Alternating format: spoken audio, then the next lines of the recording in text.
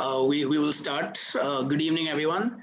Thank you so much for joining Carnegie Mellon Mumbai's special interview with Mr. Anil Rai Gupta, Chairman and MD of Havells India Limited. My name is Ashay Doshi, and I'll be hosting the interview today, along with Grishma Nanavati, who will be running Q&A. The topic for today is pertaining to Havells around growth in India and professionalizing family businesses. And before we start, we'd like to invite Rekha Koita, who is the head of the CMU Mumbai Alumni Association, to say a few words of welcome to Mr. Gupta as well as all our attendees. Thank you, Ashay, and thank you, Mr. Gupta, for agreeing to be part of this webinar. And really, it's going to be very enriching, I'm sure, for our audience to hear you talk about all the both the growth in India as well as the professionalizing of family businesses. As I was going through your bio, I just struck me that a lot of the alums who come back to India join a family business, and many of them struggle with these issues of how to professionalize, how to grow, what to do. And I think it's going to be fascinating because probably this is one of our first talks which is centered so much around manufacturing, so that itself, and you've done so much right from the research and innovation to professionalizing the business to transforming it, growth. I mean, there is a long list and there's a lot to cover. So I think I will not take up too much time. Let me just hand it back to Ashay. Before that, I'd also like to welcome all of you who have come for this event, the CMU alums and all the other guests whom we have today. Warm welcome to all of you, and I'm sure that you're going to enjoy this next 1 hour or so with Mr. Anil Rai Gupta. And I'm looking forward to hearing him. And over to you, Ashay. Thank you. Thank you, Rekha. And I'd like to add to what Rekha says, that today marks a momentous occasion. This last year has been focused on Atmanirbhar India as well as Make in India. And that's been the theme of the COVID pandemic.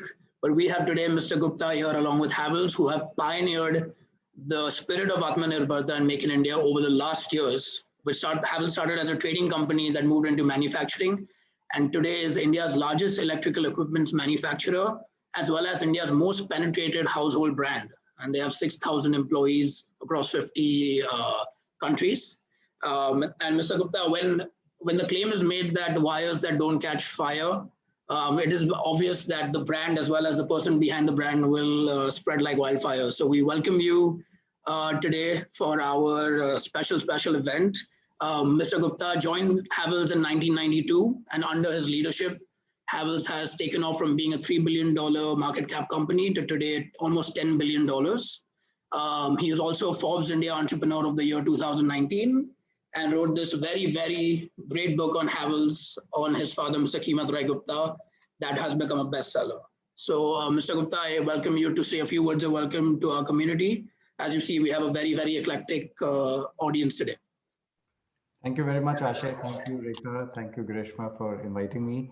It's always a pleasure, and you guys are doing a great job in organizing such an event and inviting me, for example, to share my thoughts with the business community and the professional community.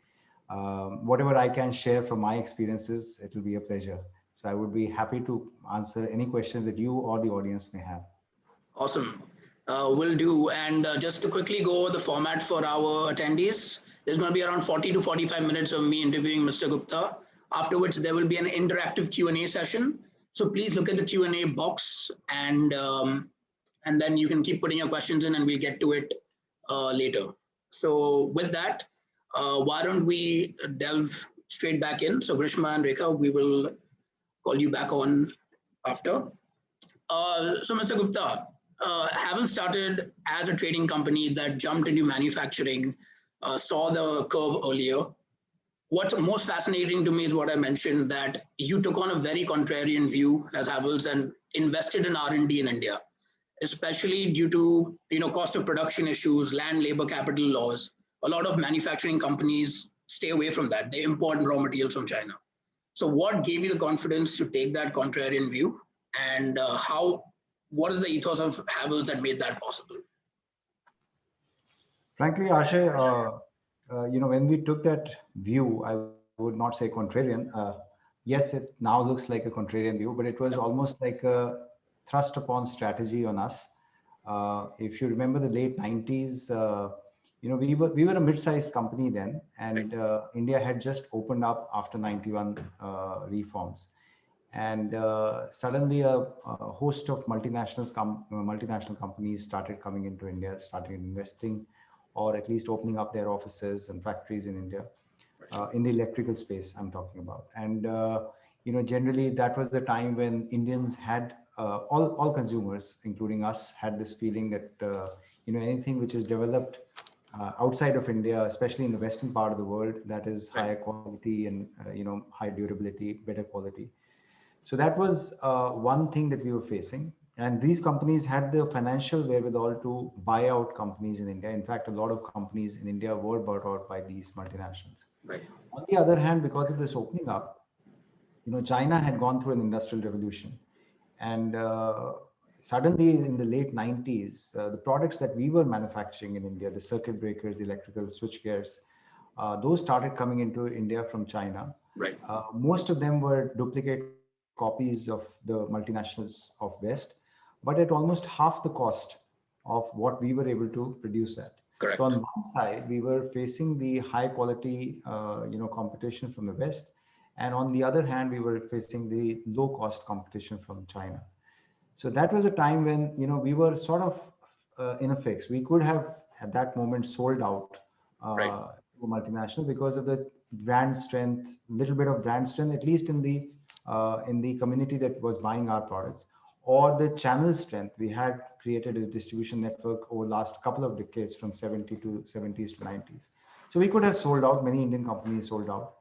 But I think, I would not take the credit, but it was my father's vision at that point of time, along with all of us, that we should take a massive step towards investing whatever profits we were making back into two things: manufacturing and R&D.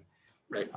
For two reasons. R&D was because at that time, before that, we were dependent on foreign collaborations. So we used to go out to Germany or UK and buy out or enter into a collaboration for technology.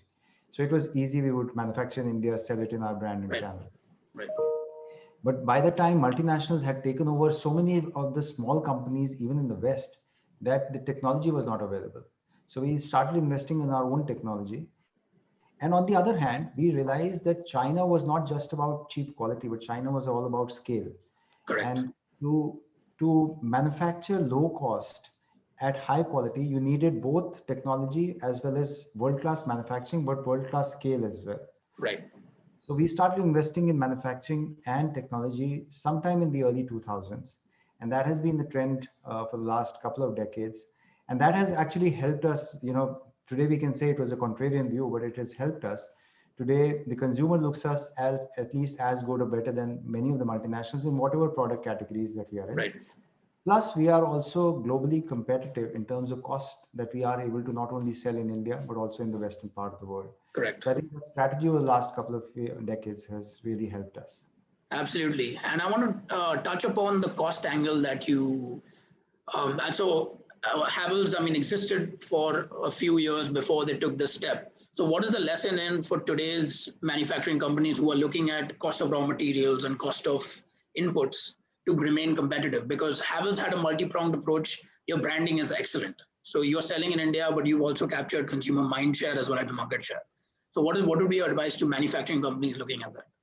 Right. I think speaking, the trend in India, or the feeling in India, has been that you invest less on manufacturing capital, or invest low on capex, and your return on capital employed will be higher. Right. And however, we've always proven, and that our return on capital is actually higher because we've invested in manufacturing.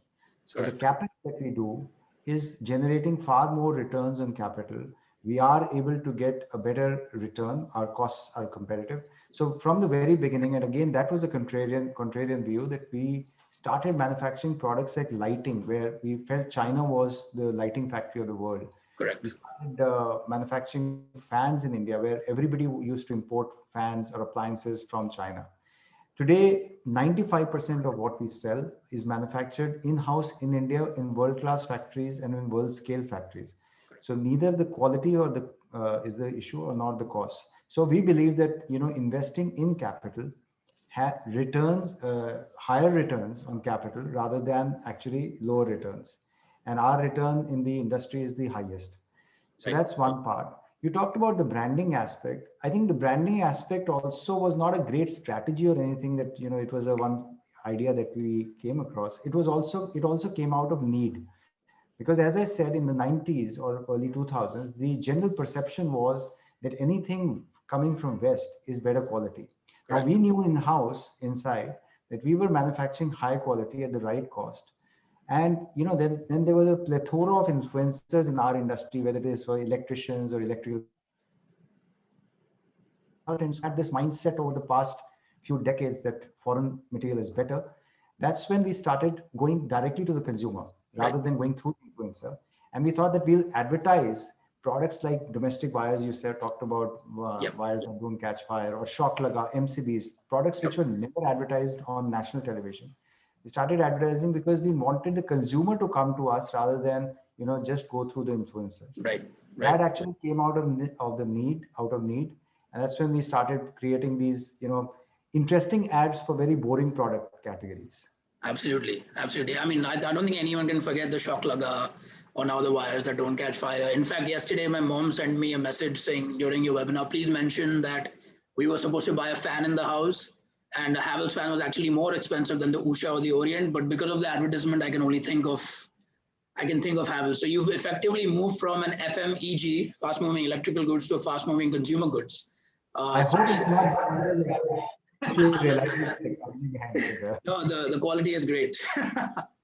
But on that angle of branding, again, this is something that Indian manufacturing companies, at least in my research experience and observation, has not invested that heavily in branding to become, as you said, for boring products, exciting advertisement. So what was that experience branding in India, taking that long-term view?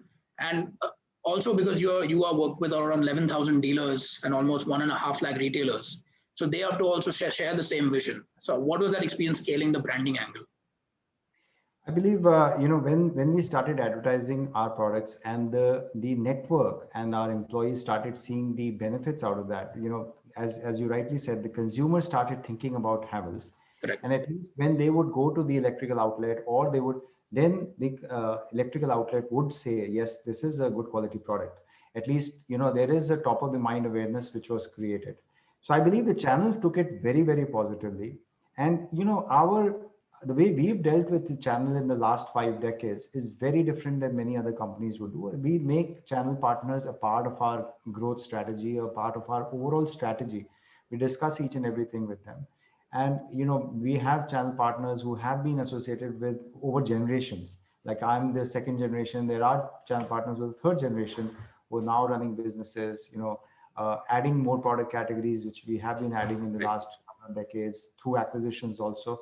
So our channel partners are always a part of our growth strategy. So I think their vision, which is including our vision, is a sort of a collective vision that Right. Indian companies, Indian brands have the wherewithal to become leaders in terms of consumer perception.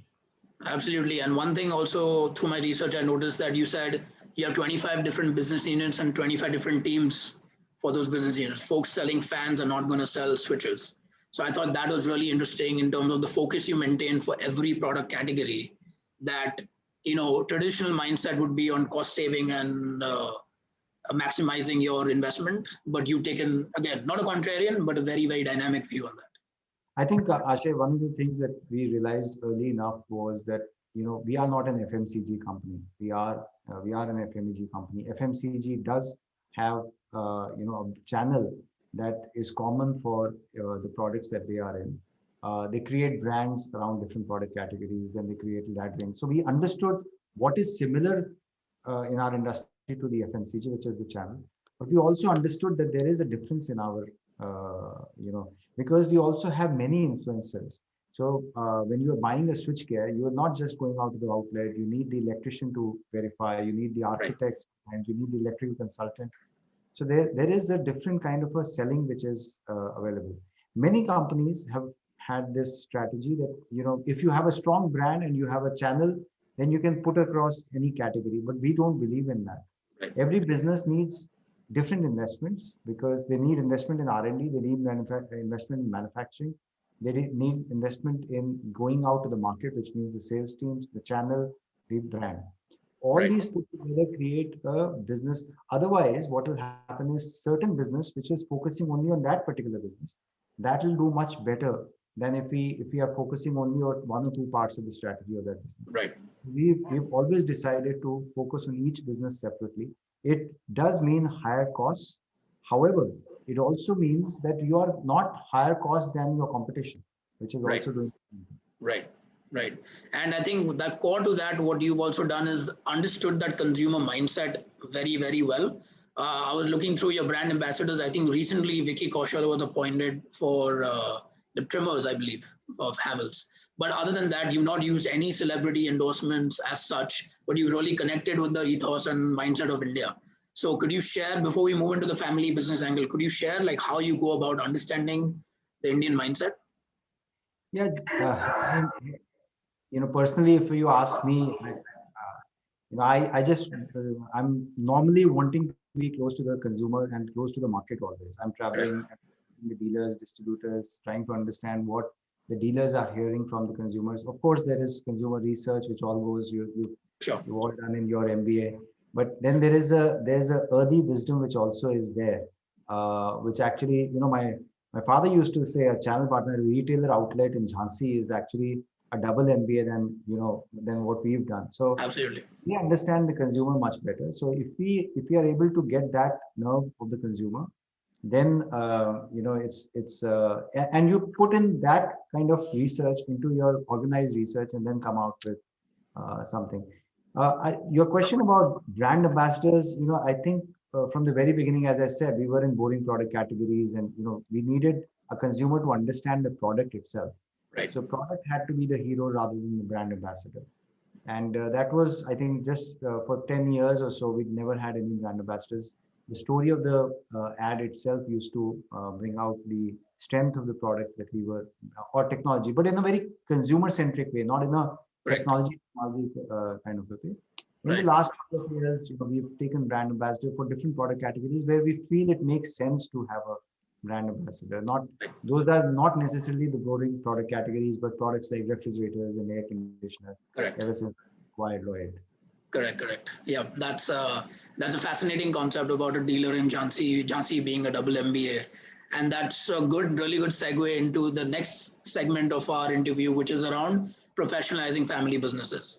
I mean, before we go into the tactical angles of it, I mean, I've read this book, and Mr. Kimat Rai Gupta was a legend in all itself. In your interviews, you mentioned that he was a natural entrepreneur, and you're a trained entrepreneur. So before we get into the family business angle, could you share some inspiration that you've drawn from him, or how he helped you transition into the business? Because I've seen that as the biggest, toughest angle when the head is the natural entrepreneur, but the transition is always the toughest for the next generation. No, I must say that this kind of a transition is dependent on both sides, both generations, so the fathers and the children, it all or the uncles and all. It depends. It's dependent on both sides. It's not just the father has to take care of the children, and this is a mistake which many generations make. Most of the generations make. The father thinks that the children have to listen to them, or the children think that the father has to take care of them. Right. So I think talked about born entrepreneurs and trained entrepreneurs. Born entrepreneurs are very few in the world. So I would say that people like Elon Musk or Brij Mohammed Jal and Dhirubhai Ambani or Kimat Rai Gupta, my father, they have a knack of entrepreneurship right from I don't know whether I can say it from birth, but the upbringing which they got, maybe the hard life which they acquired, or Right. whatever it is. It's very difficult. Bill Gates, a technical entrepreneur, uh, Right. a born entrepreneur. So he didn't have a hard life, but whatever something there is. I can't really define it, but it's born entrepreneurship. Entrepreneurship is something which is very, very key to growth of any business. And when I say entrepreneurship, I do not mean it by owning the business. A lot Right. of people confuse it by the fact that a person who owns the business is actually an entrepreneur through the investment of capital. I believe any person can be an entrepreneur, and that's where I come to the trained entrepreneur part. Now, I can be an owner of the business, or I can be a professional in the business. Professional, again, the word is differently used. A salaried person is usually considered a professional, whereas I consider the person who goes by the rigor of doing business is a professional. So, a person who's salaried in a business can also be an entrepreneur, provided he gets a training around him as well as an environment. The second generation in any family business, if they get the right training from the born entrepreneurs or from the trained entrepreneurs about them, and over a longer period of time, it cannot happen in a 2-year MBA. It is done over a longer period of time, and the environment is also conducive to give them the feeling of entrepreneurship. Then I think that's the key to making trained entrepreneurs, which I believe I had the fortune of being under the tutelage of my father for 2 decades, not just 2-year MBA program, 2 decades, and going through that, I would say, hardships of that training under your father especially. And but still understanding that this is for the long-term benefit of my personality, and then working together, I understanding where he's coming from and he understanding where I'm coming from. That's a great combination, which I feel sometimes in many businesses, family businesses, it becomes very difficult. And then, generally people tend to say, okay, you go there for training and that for training. I think the best training is if you are working along with a born entrepreneur. Right, and that's a fascinating way to look at it. And Mr. Gupta, the way, I mean, in my experiences, talking to and seeing people, it's always the second generation has to fill into the shoes, or step into the shoes of the head of the business. And one tactical thing I've seen is that when anyone is coming in new, transitioning, they are given a very tough project or a sick unit to turn around, so that you build confidence and you build from the ground up. So when you joined the business in 1992, what was the big challenge given to you? I know you took on Sylvania. That was a very, very a bold move for an Indian company to acquire a foreign company 1.5 times the size. But what was the challenge given to you by Mr. Kimat Rai Gupta that you had to come into the company? I think in the early 90s, about the major challenge was technology and getting the right technology into the company. And I think it was a smallish business, so I can't really say that I was given a part of the business. It was almost like working as a second person to the owner of the business, and working whether it is in marketing or factory or technology or everywhere. So it was almost like shadowing the main person. And for the next 1.5 decades, to get that kind of a training, how you meet dealers, how you set up factories, how you motivate your employees. I think it's a long-term training which is there, and that was my journey for 1.5 decades. And of course, yeah, when we took over Sylvania, it was a large, bold move. We made certain mistakes in that. We corrected those mistakes. How we corrected those mistakes, that's also another story. I think I'll not spend a lot of time. It's there in the book. But also, again, it comes through learning. So there is, as you rightly said, there is a tough project which, defines a personality. In certain time in life, you're given a tough situation that if you're able to turn around, not only you get a lot of experience, but you get the courage. I think the most important aspect for an entrepreneur is getting courage. Even to hire an employee or to acquire a company, right from that decision to that decision, unless and until an entrepreneur has a courage, that I think, and that's what tough situations give. Absolutely. Take decisions.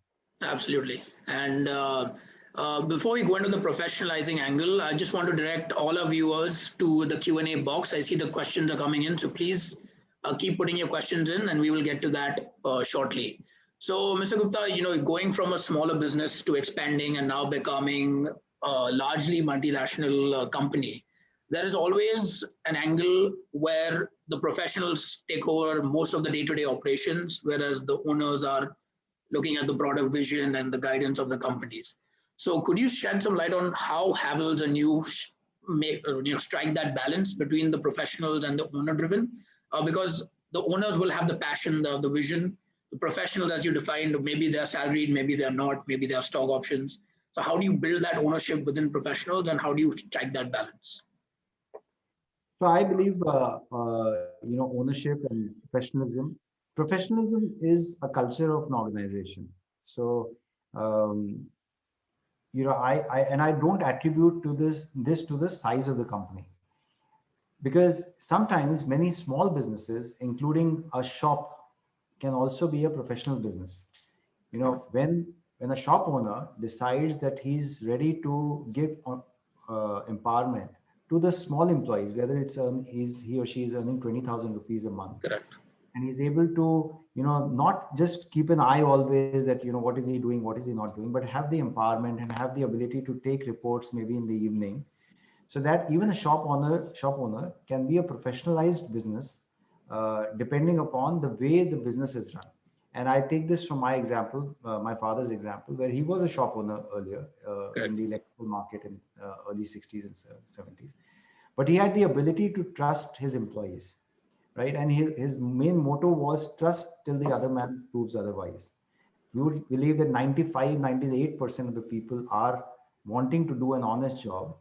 Then why for that other 2 and 3% of the people you would not trust your employees? So he would trust the employees, and that's how you empower the employees. Once you start empowering the employees, whether it's a small business or a big business, Right. the business starts turning towards professionalism. And I think that's where Havels was different. I believe right from the very beginning.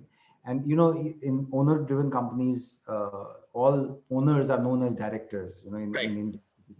My father in early 90s, he held a meeting of all the sort of professionals in the organization, and he kept saying that you make the directors useless. Don't come back to us Right. for day-to-day decisions, please.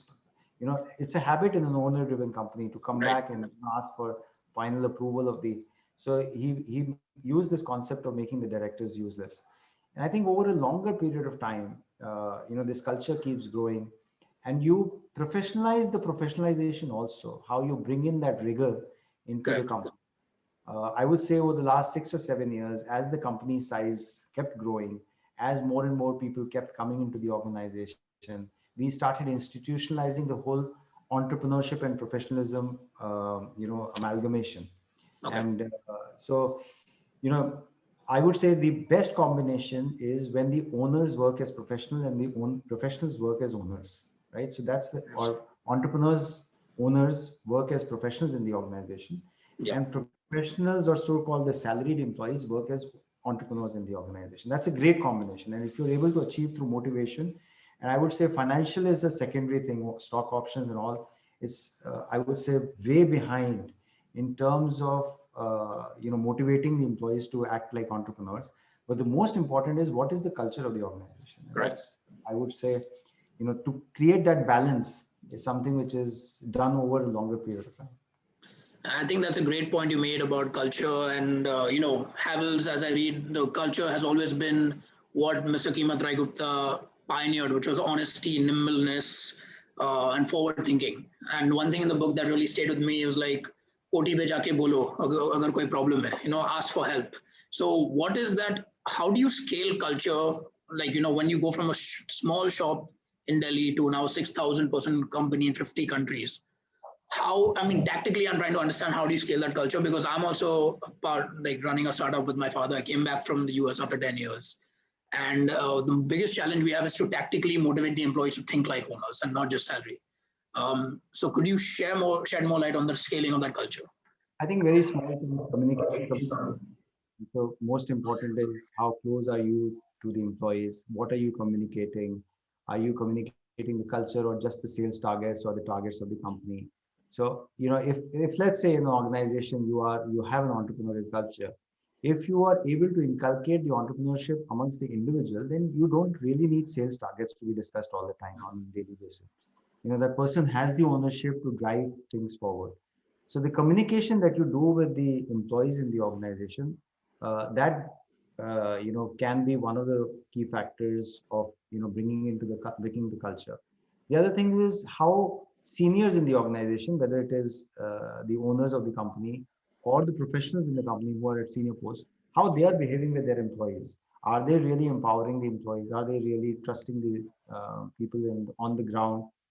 I believe who's the most important person in the organization? The salesperson who's talking to the dealer and the factory worker who's making the product. Correct. They are the most important. If they are not empowered, and you feel you've created a hierarchy of people who are far more empowered than the people, actually they are the most empowered. They should be the most empowered people. So the only way you can impart that culture or empowerment is by communication, by showing what you expect them to do. So bringing that kind of a thing. So I would say, जैसे कहते हैं जो दिखता है वो बिकता है. Correct. Practice what you preach. So if you show that culture in the organization, the culture flows. And then of course, if the company continues to become larger, you can, your HR can take out videos, role plays and all Correct, that. But that's more of an organized thing. I'm just talking about the conceptualization. Right. And do you attribute this culture to the nimbleness that Havells has employed to, keep on innovating, keep on looking ahead of the curve? Because any legacy organization takes some time. We deal with corporates all the time, and the decision making and execution is much slower than it is than normal owner-driven company. But just imagine if your junior most employees are the most empowered people, then the rest of the organization is free to think of the future. It's not like you are monitoring them on a daily basis, sales, production, this and that. You're not monitoring the MIS, but you are thinking about the future. Again, my father used to say, you should read the newspaper in the office at least half the time, because what he meant was think about the future rather than just going into small details. So I think the nimbleness, the forward-looking approach comes from the fact that you need to have empowered employees in the organization. That's great. And I mean, personally, when we had hosted Sunil Wadhwani, he had talked about when the companies that go from 120 people to 700 people, and he found it the hardest thing to let go of control, let go of the day-to-day management. So how do you make that easier? I mean, my personality trait is like, I want to be involved in everything that's going on. And while we're not at that scale, how do you let it go? Well, I think there's a difference between involvement and interference. And I myself, I'm also a very involved employee in the organization. I don't say that I'm hands off. I'm fully involved, but I don't interfere. So, I think that's where, you need to know what's happening in the organization, because that's where you take only, few decisions in certain time, but for that you need to be involved. So I think it's a good sign that you are involved. It's just that, you need to understand that where is the thin line between involvement and then interfering in everything that the other person is doing. Absolutely. And on a more personal note, Mr. Gupta, I mean, this is Carnegie Mellon. Our founder, Andrew Carnegie, had always said shirt sleeves to shirt sleeves in 3 generations. But to be frank, when I met Abhinav in Delhi, I personally haven't seen any 23-year-old be so focused and, on that transition path. And one thing that stood out to me that I think you've done is you didn't send your children to undergrad abroad. They did the undergrads in India and they worked alongside you during the undergrad. So was that a strategic tactical decision, and what lesson is in that for other family businesses who are looking for the next generation to take over? I think while we are talking about is obviously family business means family should be together, right? The objectives of the family need to be together. The longer time you spend together, the better it is. And it's not just related to father and son or father and daughter. It's also related to if you have brothers and cousins in the business also. The more time you spend, I'm sure you must have gone through all these family business conferences and all, where they encourage you to spend more time with the cousins in the businesses, because, it's in individual societies, it becomes very difficult to spend time with the families. Now it's even happening in the nuclear families, that you are spending less time, whether it's because of the social media or generally because of the education. You spend less time within the family, nuclear family itself. So it was not a tactical decision that we wanted children to do their undergrad in India. It was sort of a feeling, desire that if we spend more time together, it's better. But had they not been able to get into a decent university in India, then probably they would also have gone abroad. So things were a bit flexible. They were able to get into good colleges in India. So the idea was that if we can spend more time with the family as well as the family business, that's even better for your training. And then, education continues to definitely education abroad in top universities like Carnegie Mellon. It's a great addition to, but that's also part of your overall education.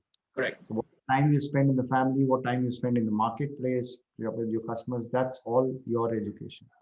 Right, right. That's fascinating. And Mr. Gupta, how do you create, or how did Mr. Kimat Rai Gupta create that undesired, unrelenting hunger in your family business? Because again, I've seen through experiences. I live in South Mumbai, so there's always a curve where there's a generation that is like satisfied with the plateau.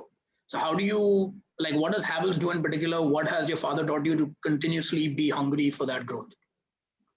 You see, my father also believed that there is a certain time till the time your hunger is for your family, right? So your family wealth, for you need a house, you need education, you need a general decent living, and beyond that, hunger for wealth should go away, and the hunger to grow the business, whether it is your own family business or you're working as a professional in the business, that hunger should never go away.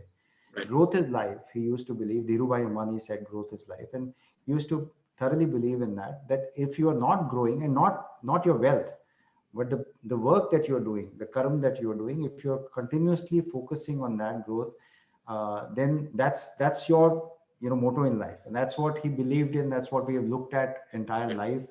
So today, when we are building businesses for the future, it's for the survival of the business and the growth of the business. It's not that, yes, okay, I made my house, I've made a decent family, my children are educated, that's enough. So then it is better for a family business owner, if you feel that your hunger is going away to grow your business, then it's actually better to hand it over to a professional and get out of it. Right? As long as you can maintain a hunger in your own business for growth, then only you're fit to be at that job.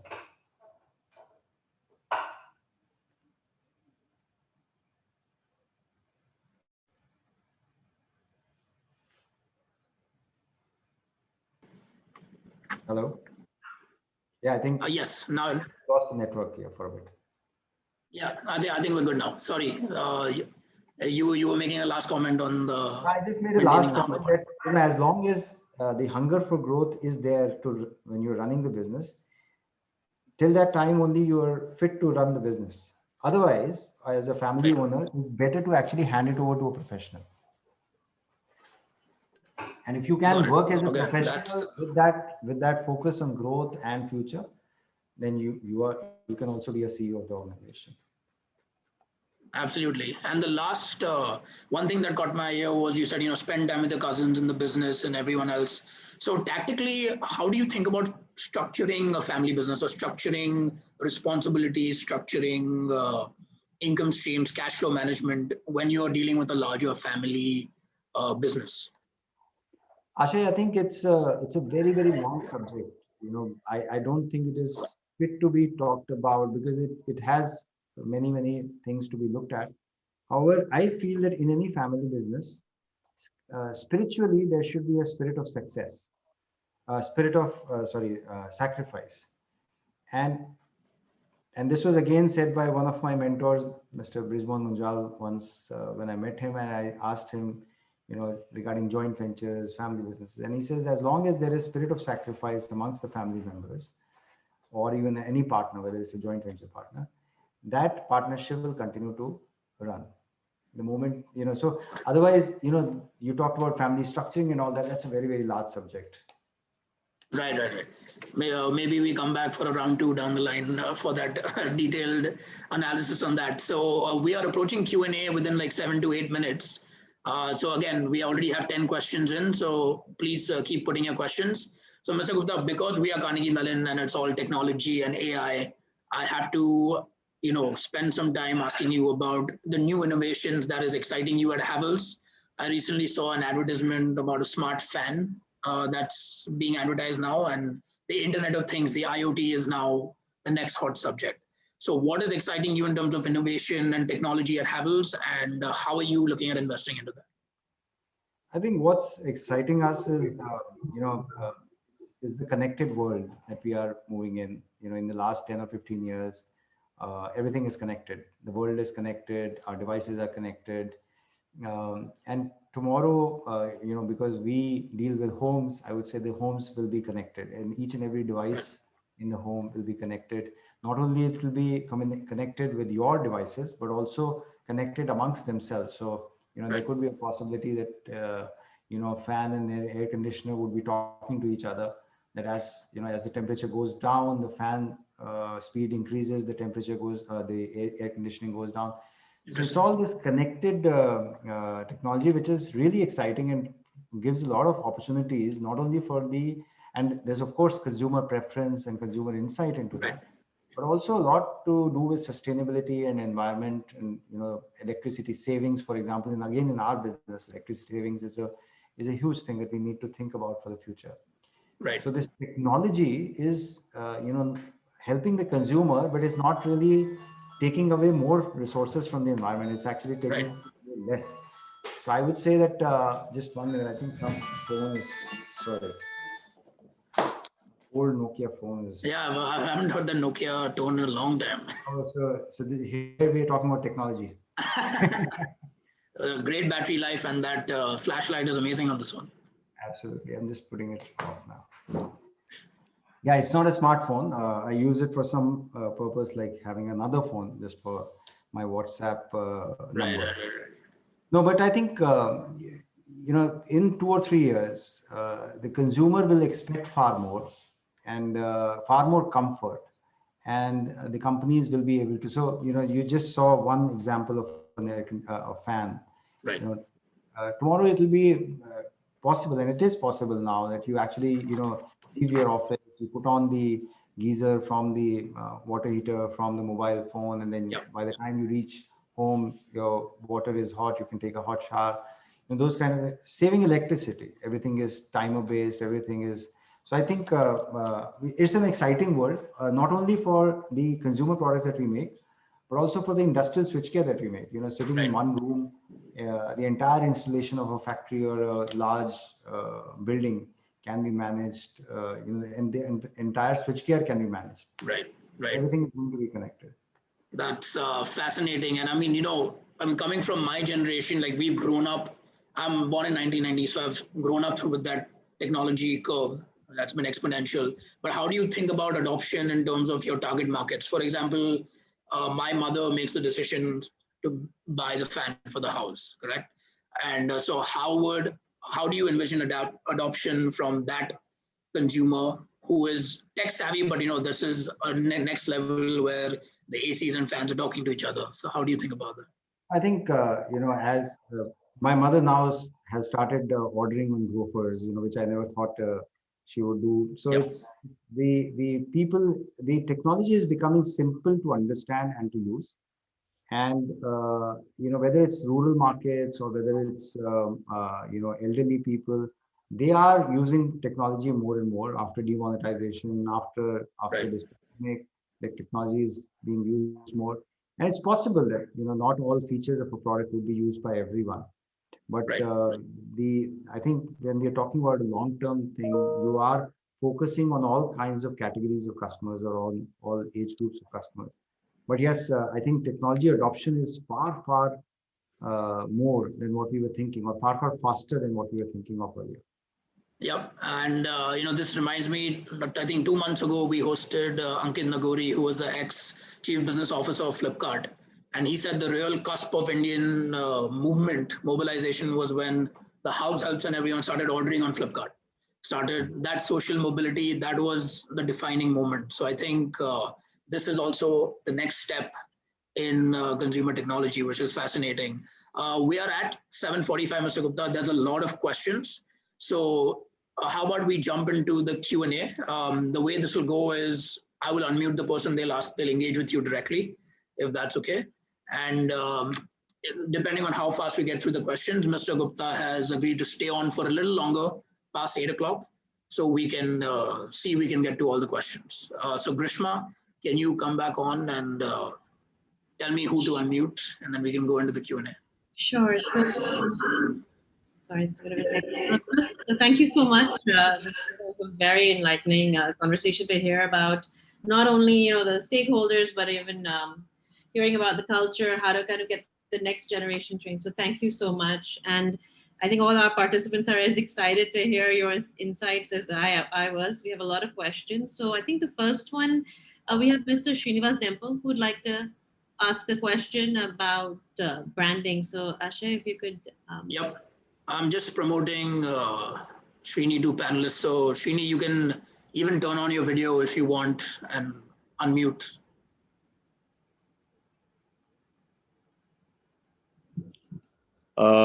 Excellent story, Mr. Gupta. Feel very proud as an Indian what you have achieved and what your company has achieved. I wanted your take on one major issue that many Indian companies face, and it's not only your sector; it's throughout. Because earlier today, I was in a conference with Sanjeev Bikhchandani, and I asked him why can't India create the Baidus of the world? Okay. What's your take in your particular sector of creating global brands? Because we've seen Havells, as has been said earlier, it's a world-class product, world-class service, everything is there. Then why can't we be a Philips or a Siemens? Your take on that, please.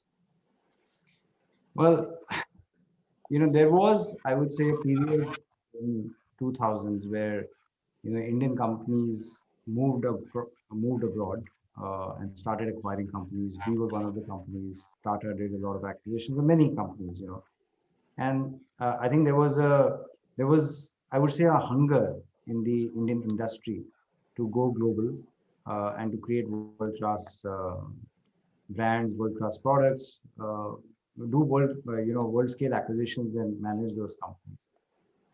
I would say, the fact, I'll come back to where we came from. So we actually sold off that company and, decided to focus more on India, because India has today a great potential for growth in the coming decade or, coming couple of decades. Now, does that mean that we are actually, let's say, trying to curtail our vision for the future? Probably yes, but there is a bigger opportunity for businesses, and the kind of the way shareholders look at companies today. There is a far greater return to be in India and to invest in India and to focus on the growing markets of India. Now, I also believe that once you make your own marketplaces stronger, and that's how many large global companies have done in the past, like Samsung of the world and LGs of the world, Sony, the Japanese companies and the Korean companies, they've actually made themselves extremely strong in their local markets, made world-class products, and then take it globally. And I believe that the time will come. Probably it's a bit early today, and maybe it was a bit earlier a decade ago, where some of the companies burnt fingers and wanted to focus back on India. But I think that time is not far away, because this is also driven by the consumer. For example, today's consumer in India is far different than what it was maybe a decade earlier. The consumer wants world-class products at most competitive prices. Once you're able to deliver that to the consumer, the world market opens up immediately. That's what, for example, we acquired an air conditioning brand called Lloyd, and we set up a world-class facility just 2 years back, manufacturing for India. But we know that the product can be sold globally, because it's a global product. Now, when we have set up that product capability, now the world market opens up, and I think it's a transition which will happen over a period of time, with a combination of product, the consumer, as well as the vision and the hunger to go global. But I think it's a matter of time. You talked about Philips and Siemens. We don't realize that these are more than 100-year-old companies, and it's still a very small journey in our overall manufacturing cycle. And sometimes we have ups and downs in our manufacturing cycle. Thankfully, in the last 1 year or so, and especially in the last 3 or 4 years, there's sudden push for manufacturing. I think India needs to invest far more on manufacturing. Thank you. Thanks. Very well. Thank you, Srini. See you in Goa. Our next question, if Ashay, if you could unmute Mrs. Doshi. Mrs. Doshi is a very proud mom who has a question for Mr. Gupta. This is Ashay's mom. Yes, good, Okay. good evening, Mr. Gupta. You're amazing. Your company is amazing. And I am really very excited about the sweet spot you hit for advertising. because it makes a big difference. I mean, it makes a big difference in everybody's, way of thinking. And congratulations on that. So how did you all go about that? Well, thank you very much, first of all, Mr. Doshi. I think,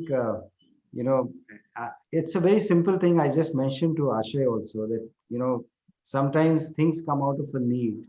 And when you make boring products like fans and, switch gears, wires, and, sometimes you have to create the excitement in the advertising so that we can connect better with the consumer. And, thankfully, we've got great creative teams.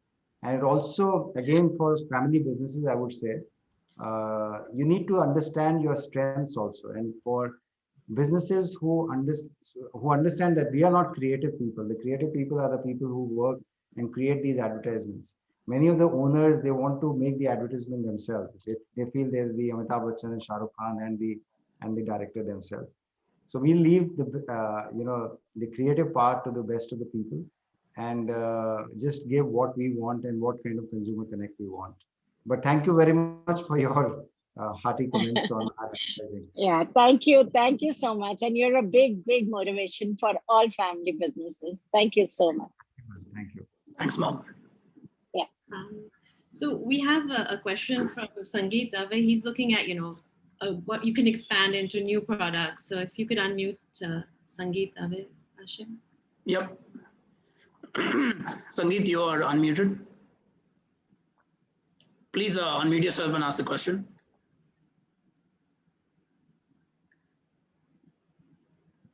I think he's still on mute, so we can. Shall I ask a question, or should we move on to the next question? Maybe move on to the next one, and then we can come back to that. Okay. So next question is if you could unmute Dr. Rahul. He actually has a question on, emerging areas for R&D and manufacturing. If you could unmute him. Dr. Rahul. Yeah, hello, Mr. Anil. This is Rahul Walawalkar. So again, a very nice story and thank you very much for sharing your insights. The way we are looking at now is the coming decade is seen as a decade for advanced energy storage technologies and e-mobility.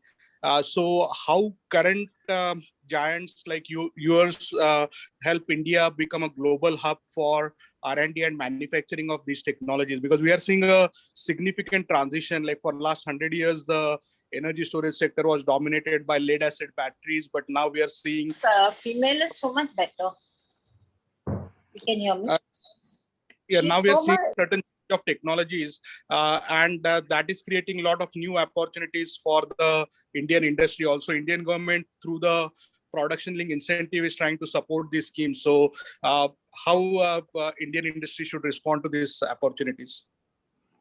I think, Dr. Walwalkar, I just spoke to Mr. Srinivas also, that the government has taken some very proactive and positive steps over the last 1 year or so, especially after the pandemic. I think we realized that we missed the bus on manufacturing, and China grew manufacturing because of great partnership of the government and the private sector.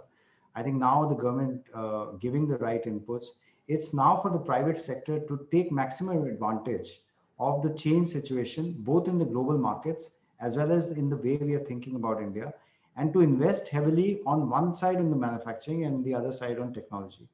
I think we have great strength in terms of manufacturing at lower cost, because till today, as compared to many other countries, our manufacturing costs, yes, we can keep complaining about cost of capital or infrastructure costs and all that, but that's all coming down, and it will keep coming down in the coming times. So we need to invest there, and we have great engineering strength in our people. Today, if we invest in people, hire 50 engineers, 100 engineers, and give them the right environment, there's a huge possibility. I'm very positive for the next decade or so. You specifically asked about the batteries, but I'll not go there. I'm just saying that any PLI has come already for 13 industries, not just for batteries, but and there will be more coming from the government. So I think the government is giving us the right inputs. we really need to take it forward and make India a manufacturing hub in the next decade. Thank you, Mr. Anil. And just a follow-up question on that. Do you see any good opportunity for collaboration between industries and academia? Because traditionally, again, we have great universities, but those end up becoming like a training ground for engineers who end up usually going out and then maybe establishing something. So is there something where in your experience, you had good success stories, or what can be done for improving that? A lot can be done. Not enough is happening the way it is happening in other parts of the world. But I think a lot can be done. Hopefully, with this new NEP coming in, National Education Policy coming in, because still now Indian education is still a little bit behind in terms of newer ways of learning. So I believe with this new NEP and focus on manufacturing, there should be. And if you really ask me the question, whether it's happening now, not enough, but it can happen much more. And just to quickly add to that, Mr. Gupta, Mukesh Ambani said that we missed the manufacturing industrial revolution and now we moved to artificial intelligence. But now obviously the hyper job growth creators is manufacturing. So can we balance, do you think our education system can balance both the need for still having manufacturing as well as the new advanced artificial intelligence understanding and education? Yeah, India has, the demographic strength and the need to still have manufacturing as a growth engine for the future. So yes, services as well as artificial intelligence would be a key for the future. The startups will be a key for the future. But I don't think Indian business where agriculture as a percentage will keep coming down. Right. So I think India definitely needs to take the manufacturing share from the present 13-14% to at least 25-30%. Got it. Thanks. So Ashay, none of our webinars would be complete without a question from Professor Kenkre. So he's a professor at Carnegie Mellon at the Tepper School of Business. If you could unmute Professor Kenkre, please. Professor Kenkre, welcome again. Please ask your question. Thank you, Anil. That was a fantastic presentation. I always enjoy these discussions with all of you to learn about what's happening in India. My question was more, in reaction to your comments on the Jhansi dealer. At Tepper, we are giving a serious thought of how to restructure our MBA program, bringing in the right skills that is missing in our students. So whether it's entrepreneurship, whether it is dealing with people, do you have any suggestions in terms of the people that you see coming out, people like Ashay and Srinivas, who I taught way back? I think times have changed now, so we need to do something different. So any recommendations from your side, given Indian and US context? Thank you. Well, thank you, Professor. I may not be the best person to comment a whole lot on that, but I still feel that 2 years is a short period for education for the long-term, lifelong business. So I think I would say that MBA does a great thing to give structured thought process and structured thinking in understanding business. Whether it can do more, yes, it can do far more in terms of managing people, motivating people, the whole people equation. While we have subjects in our MBA, whether it's in India or the US, there is but I think it's more like a subject. It's not really treated as the kind of importance that it should get. I doubt very much that it is being given as of now. And how the structure and how it can be changed, whether there should be far more touch with the industry, with the students. I really don't have the answer right now, but yes, I think there is far more a student can learn, in the real marketplace. I take my example. When I came out of an MBA, frankly, my father told me the very first day that that was the structured education. Now is the real education. So the real education actually happens in the field and along with people, and how you deal with people. And the organizational behavior is a great subject, but one of the most boring subjects. Until you come out of the MBA and you start realizing the importance of organizational behavior, then you start thinking that I should have spent far more time on that subject in my MBA class. I think maybe we should have some sort of a co-op model that engineers have. You go back and forth between the two real world and the school. So you can make money at the same time, learn on the job and integrate the two. I think apprenticeship model. Yeah. In any case, I think this whole pandemic will change a lot, will change a whole lot the way universities think. And I think you're right. Something different will need to be done. Thank you. Thank you. Thank you. And thank you, Professor Kekre. I will have to say that his class in particular, while everyone was focused on the books, he was always telling us like, think broad, like think practically. Don't think about the grades that you're getting. Think about the actual workings. And one thing that CMU did well, it was in entrepreneurship classes, was like, you're fantastic at, as you said, structurally analyzing a case or a case study, the information provided to you. But how do you actually go out and gather that information? So you go out and talk to people on the ground to understand the context behind that. So I think that needs to be pushed on way more. Even CMU does it, but I think it can be taken to the next level, student perspective. So our next question actually is asking you to look 5 to 10 years out. So if we could unmute Surit. Sure. Surit, you there? You can ask your... Yep, I'm here. Great. I'm here. So really quickly, good evening, Mr. Gupta. Good evening, Asha. I think it's a great event put together. I have a question, just being in the e-commerce sector, as to how do you view Havells' continuing growth in e-commerce? There's challenges in e-commerce as to how people perceive your product. Traditionally, today, people have the touch and feel through the GT or through your dealer or a showroom or so on and so forth. Today, we need to educate the consumer significantly more. 10 years down the line, we'll have people who don't know anything about going to a store. They will be only interested in buying everything online. So obviously content is king today, will continue to be king. But how do you broaden the horizon, giving e-commerce margins on Amazon or marketplaces and Havells individually, right, as a company? Eventually, I feel you guys also might have a structure to build your own e-commerce vertical, because the e-commerce margins on marketplaces are not necessarily sustainable. And how do we continue engaging with the customer, build the customer experience? Because like installation of like all the products that you do is not necessarily turnkey where it's a plug and play.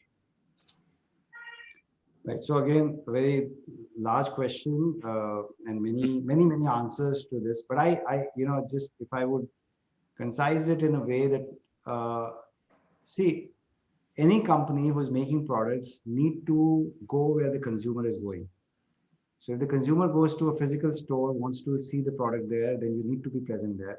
If the consumer wants at the entire education, they've done the entire research on internet and they want to place an order through a Flipkart or an Amazon or a Nykaa, and they want to place the order on the e-commerce website, I think you need to be present. So in today's world and tomorrow's world, you need to have an omnipresent strategy for your product categories, whether it's for the rural markets or for the urban markets. I think you talked about the margins, and there are various kinds of, so there is when you are supplying to a rural market, you may be supplying at the same price, but your cost of servicing to a rural retailer, we are presently catering more than 200,000 outlets. Your cost of servicing is very high, which we don't realize sometimes. And then there are large format stores like a Reliance Digital or a D-Mart, and there you are also supplying, and they have a higher volume power where you can get hurt in margins. And similarly with e-commerce, I think a company which is product and brand oriented needs to realize who's the most important part in this whole equation. The most important part is the consumer.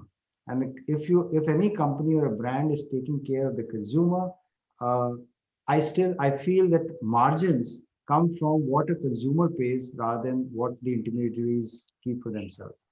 So that's the key important thing, that you need to keep investing in bringing your consumer, educating your consumer, making the right product, making the best quality product, making your consumer knowledgeable about the product, whether it is through touch and feel or tomorrow, directed videos at home or directed at home, whichever way the consumer will go. I think the company which follows the consumer, that will be the key to success in the coming times. Awesome, great. Answer a lot of my questions. I just think like the entire thing, like even I'm a first generation entrepreneur building a company by myself. We are very e-commerce centric. We, provide a lot of services in like Amazon, so on and so forth. Everything that you even said about like the grit of entrepreneurship, what entrepreneurs grow through, how you're build your family business, valuable insights. Thank you, Ashay. I think it was fantastic. Thank you, Mr. Gupta. It was like really, really valuable. Thank you, Suraj. Thank you, sir. So we have a few people asking this. So I'll just ask on all their behalf. This will be our last question for the evening. So, Mr. Gupta, how has COVID impacted Havells over the past year and going forward? Because obviously, to the company culture, you were saying, you walk the talk, you showcase through example. But with the Zoom calls and working from home, how did that come about over the past year, and how do you see that impacting the future, both with the consumers and the employees? Well, Grishma, I don't want to say this because, pandemic has not been a good thing for this world and the society at large. And there are many people who have lost their jobs, many people who have lost their lives. But if I purely look at it as a business thing, I think it was good for Havells. Overall, sometimes what happens is when your company is growing at a fast pace, you need to stop and relook at your overall strategy, the way you built, what kind of newer ways of working you need to bring into the organization. And with growth and success, sometimes you don't want to make those kind of changes. I think those couple of months during the pandemic time, again, gave us time to rethink the business, how consumers will become different, how the markets will become different. As you rightly said, maybe, I used to feel so happy going out and talking to the dealers, which became, but if your objective is not physical or virtual, if your objective is communication, those ways, actually I found better ways for communication and with larger number of people through the Zoom calls or the Teams calls. But then there is another, I was last week in Banaras and I met a few dealers, and it's a different pleasure, when you meet physically. Right. So I think it's going to be a combination in future. Newer ways of working have been, learned, and hopefully some of that will continue to go in the future. Some costs will be saved, and that will eventually be passed on to the consumer, which is again a benefit to the consumer, and it increases the demand overall. I'd say there are many, many things which I can enumerate where for a business, if you take it positively, things have been better during the pandemic time. And we've tried to take some advantage of the situation, but hopefully this thing goes away at a very quick pace with this whole vaccination thing going around. I hope it, we don't have to see this time again in our lives. We couldn't have imagined this time. I hope we don't have to see this again. But then again, you take benefits from the grim situations, whatever things come in your face, you take opportunities out of that. Absolutely. That's thank you so much for that insight. That was very useful.